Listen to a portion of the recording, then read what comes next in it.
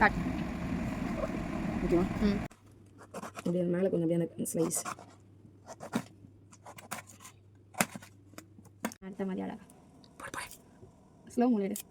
அத்தா phone with our sister. இன்னைக்கு நாங்கள் 2 பேரும் பிரியாணி செய்ய போகிறோம். ஸோ அது பிரியாணி மாதிரி வந்ததா இல்லை தக்காளி சாதம் மாதிரி வந்ததா அப்படிங்கிறத நம்ம இனிமேல் தான் பார்க்க போகிறோம். So let's start. என்னால் ஃபஸ்ட்டு கேக்கில் வராது. குக்கர் எடுத்து வை கமான். ஆல்ரெடி எல்லாமே ரெடியாக இருக்குது. ஸோ எல்லாமே வெட்டியாச்சு, எல்லாமே பண்ணியாச்சு. ஸோ நெய் சொல்லு ஊற்று இன்னும் கொஞ்சம். ஃபஸ்ட்டு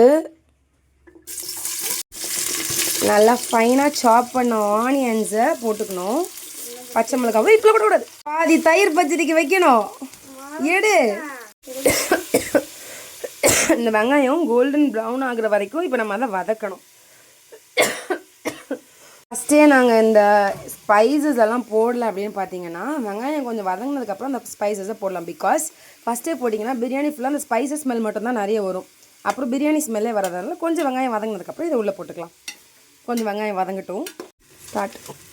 ஸோ வெங்காயம் கொஞ்சம் வேகும்போது இந்த பட்டை, நட்சத்திர சோம்பு, லவங்கம், ஏலக்காய், கொஞ்சமாக பெப்பர், அப்புறம் கொஞ்சம் டேஸ்ட்டுக்காக வேண்டி கொஞ்சம் கேஷ்யூ நட்.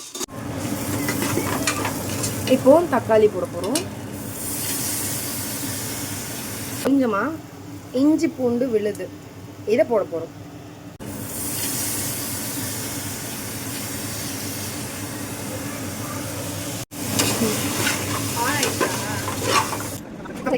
எல்லாமே சூப்பராக மிக்ஸ் ஆகிடுச்சு. லைக் தக்காளி, அந்த மசாலா, ஜிஞ்சர் கார்லிக் ஸ்மெல்லே பயங்கரமாக இருக்குது. இன்னும் கொஞ்சம் வதங்கின பிறகு நம்ம தேவையான மசாலாவெல்லாம் போட்டுடலாம்.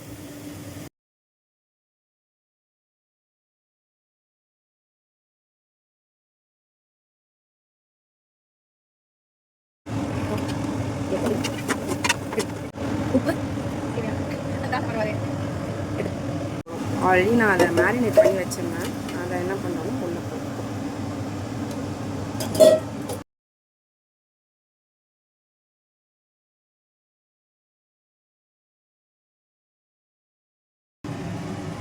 சிக்கன் ஹாஃப் பாயில் ஆயிடுச்சு. ஸ்டார்ட் பண்ணிடுச்சு.